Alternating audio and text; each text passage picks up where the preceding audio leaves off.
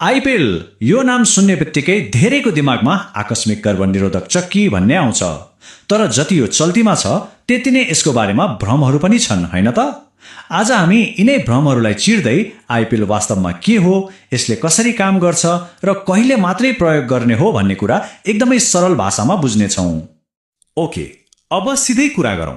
कहिलेकाहीँ असुरक्षित यौन सम्पर्क हुन जान्छ र त्यसपछि सुरु हुन्छ तनाव, अब के होला भनेर। हो, यस्तै आपतकालीन अवस्थाको लागि त हो नि आइपिएलको कुरा आउने। तर एउटा कुरामा एकदमै प्रष्ट हो है, आइपिएल भनेको रेगुलर गर्भनिरोधक चक्की जस्तो होइन। यसको नाममै इमर्जेन्सी छ, मतलब यो सिर्फ आपत परेको बेलाको लागि हो। जस्तै कन्डमले धोका दियो भनौँ न, फुट्यो वा चिप्लियो वा कुनै पनि साधन प्रयोग भएन, नियमित खाने चक्की एक दिन खानी छुट्यो, यौन दुर्व्यवहार जस्तो दुःखद घटना भयो अथवा कपर्टी जस्तो साधन आफै निस्कियो, हो यस्तो इमर्जेन्सीमा मात्र यसको काम आउँछ। त्यसो भए यो आइपिएल आखिर हो तरिके? टेक्निकल भाषामा भन्दा यो एउटा इमर्जेन्सी हर्मोनल कन्ट्रासेप्टिभ हो। भन्नुको मतलब यो एउटा हर्मोनको चक्की हो। यसको एउटै ट्याब्लेटमा हुन्छ 1.5 मिलिग्राम लिभोनर्गेस्ट्रल। यो एउटा कृत्रिम हर्मोन हो जसको मुख्य काम नै गर्भ बस्न नदिनु हो। र फेरि पनि दोहोऱ्याएर भन्छु, यो नियमित प्रयोगको लागि त हुँदै हो। आइपिएलको केसमा समय नै सबैभन्दा ठूलो कुरा हो। यो एउटा दौड जस्तै हो, समय विरुद्धको दौड। असुरक्षित यौन सम्पर्क भएको जति छिटो खायो उति नै बढी प्रभावकारी हुन्छ। मतलब 24 घण्टाभित्र लिन सक्यो भने त बेस्ट। यसको असार सबैभन्दा बढी हुन्छ। 72 घण्टा अर्थात् 3 दिनभित्र पनि यसले काम गर्छ, तर प्रभावकारिता अलि घटिसकेको हुन्छ। 72 घण्टा कटेपछि त यसको भर पर्नु लगभग बेकार जस्तै हो। अब लागौं सबैभन्दा रोचक प्रश्नतर्फ। आखिर यो एउटा सानो चक्कीले शरीरभित्र गएर त्यस्तो के जादु गर्छ जसले गर्भ रहनबाट रोक्छ? ला, यसको 3 सूत्रीय काम गर्ने तरिका बारे बुझौं। यसको काम गर्ने तरिका 3 तर्फी छ। नम्बर 1, यसले ओभरीबाट अण्डा निस्कने प्रक्रिया, जसलाई ओभुलेसन भनिन्छ, त्यसलाई नै रोकिदिन्छ वा ढिलो गराइदिन्छ। मतलब अण्डा नै आएन भने त गर्भ रहने कुरै भएन। नम्बर 2, यसले पाठेघरको मुखमा हुने तरल पदार्थलाई बाक्लो बनाइदिन्छ। सोच्नुहोस् न, शुक्रकीटको लागि एउटा बाक्लो पर्खाल जस्तै बनाइदिन्छ जसलाई पार गर्न एकदमै गाह्रो हुन्छ।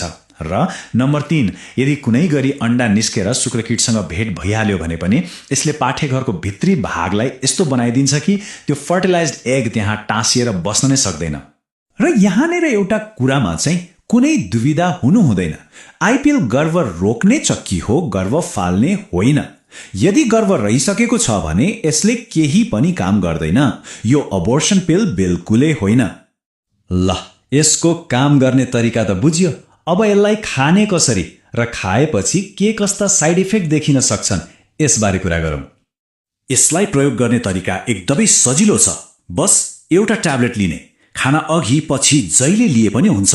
तर एउटा कुरा ख्याल गर्नुपर्छ, यदि चक्की खाएको 2-3 घण्टाभित्रै बान्ता भयो भने शरीरले त्यो औषधि सोच्न पाएको हुँदैन। त्यसैले अर्को एउटा ट्याब्लेट खानुपर्ने हुन्छ।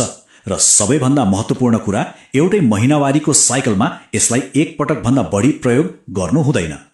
अब यो खाएपछि केही सामान्य असरहरू देखिन सक्छन् जसले गर्दा आत्तिनु पर्दैन। जस्तै अलिअलि वाकवाकी लाग्ला, टाउको दुख्न सक्छ, पेट दुख्ने वा चक्कर आउने पनि हुन सक्छ। अनि अर्को कुरा, महिनावारी अलि छिटो वा ढिलो हुन सक्छ। तर यी असरहरू टेम्पररी हुन्, मतलब केही समयमा आफै ठिक भएर जान्छन्। ल, अहिलेसम्म हामीले यसको सही प्रयोगबारे कुरा गर्यौं। अब कुरा गरौँ यसको गलत प्रयोगको, जुन एकदमै गम्भीर विषय हो। यदि आइपिएललाई रेगुलर चक्की जस्तै बारम्बार प्रयोग गरियो भने के हुन्छ? यसको जोखिमबारे जान्नै पर्छ। यहाँ हेरौँ त, आपत पर्दा कहिलेकाहीँ प्रयोग गर्नु र बारम्बार प्रयोग गर्नुमा आकाश जमिनको फरक छ।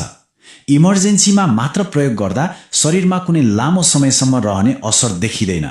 तर यसलाई बानी नै बनाइयो भने शरीरको हर्मोनल सिस्टम नै गडबड हुन थाल्छ। महिनावारी कहिले हुने कहिले नहुने हुन्छ, ओभरीको काममा असर पर्न सक्छ र मुड स्विङ्सको समस्या पनि देखिन सक्छ।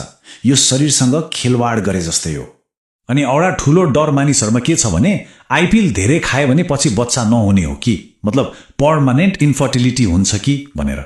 तर अहिलेसम्मको अध्ययनले के देखाउँछ भने यसको बार बार प्रयोगले महिनावारी र हर्मोनको तालमेल त बिगार्छ, त्यो साँचो हो, तर यसले स्थायी रूपमै बाजोपन गराउँछ भन्ने चाहिँ प्रमाणित भएको छैन। ल अब पालो आएको छ आइपिएलसँग जोडिएका केही चर्चित भ्रमहरूको पर्दाफास गर्ने। के साँचो हो के झुटो हो, आउनुहोस् प्रश्न पारौं। सबैभन्दा पहिलो र ठूलो भ्रम, के आइपिएल गर्भपतन गराउने चक्की हो? यसको जवाफ हो पटक्कै होइन। यो कुरा फेरि एकपटक बुझौं। यसले गर्भ बस्न रोक्छ, तर बसिसकेको गर्भलाई अन्त्य गर्दैन। यी दुईटा एकदमै फरक कुरा हुन्। अर्को भ्रम, के आइपिएलले यौन रोग जस्तै एचआईभी एड्स वा अन्य संक्रमणबाट बचाउँछ? बचाउँदैन। यसले यौन रोगहरूबाट 0% सुरक्षा दिन्छ। यौन रोगबाट बस्ने एउटै भरपर्दो उपाय भनेको कन्डमको सही प्रयोग नै हो। तेस्रो प्रश्न, के यो 100% ग्यारेन्टी हो? मतलब यो खाएपछि ढुक्क भए हुन्छ? हुँदैन। आइपिएल निकै प्रभावकारी छ, तर यो फुल प्रुफ होइन। यसको सफलता दर 85 देखि 95% को बीचमा हुन्छ र यो दर पनि कति छिटो खाइयो भन्ने कुरामा भर पर्छ। ल हामीले आइपिएलको बारेमा धेरै कुरा बुझ्यौं। अबको बाटो के त? आफ्नो स्वास्थ्यबारे जिम्मेवार निर्णय कसरी लिने हो? यहाँनिर डाक्टरको सल्लाहको भूमिका सबैभन्दा महत्त्वपूर्ण हुन्छ। केही यस्ता संकेत छन् जुन देखियो भने चाहिँ ढिला नगरी डाक्टरलाई भेट्नुपर्छ। जस्तै महिनावारी 7 दिनभन्दा बढी ढिला भयो, पेट असाध्यै दुख्न थाल्यो, नर्मल भन्दा धेरै रगत बग्यो, वा सबैभन्दा मुख्य कुरा, यदि आइपिएल बारम्बार प्रयोग गर्नुपर्ने अवस्था आइरहेको छ भने यो एउटा गम्भीर संकेत हो। तुरन्तै डाक्टरसँग सल्लाह लिनु जरुरी छ। याद राखौं, आइपिएल एउटा ब्याकअप प्लान हो, प्राइमरी प्लान होइन। नियमित र भरपर्दो सुरक्षाको लागि अरू धेरै राम्रा उपायहरू छन्, जस्तै कन्डम, दिनदिनै खाने चक्कीहरू, 3 महिने सुई जसलाई डिपो भनिन्छ, वा कपर्टी जस्ता लामो समयसम्म काम गर्ने साधनहरू।